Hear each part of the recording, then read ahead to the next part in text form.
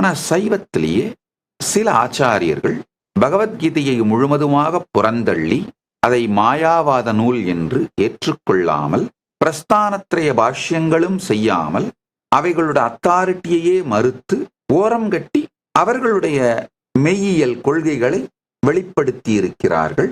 அந்த ஆச்சாரியர்கள் சைவ சமய புரட்சியாளர்கள். இதனால இந்த இலக்கணத்தை தெரிந்து கொள்ள வேண்டும். யார் மறுமலர்ச்சியாளர், யார் புரட்சியாளர்? இந்த இலக்கணத்தோடு ஒரு புரிதல் உங்களுக்கு வந்துவிடுமானால், இந்த இலக்கணத்தை பற்றி புரிதல் வந்துவிடுமானால், நான் சொல்கின்ற இந்த உண்மை உங்களுக்கு புரியும்.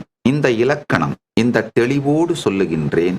நான் சனாதன இந்து தர்மத்தின் மறுமலர்ச்சியாளன். கைலாசம் சனாதன இந்து தர்மத்தின் மறுமலர்ச்சி, revival. I am a reviver. Kailasa is revival. நான் புரட்சியாளன் அல்ல. கைலாசாவும் சனாதன இந்து தர்மத்தின் புரட்சி அல்ல.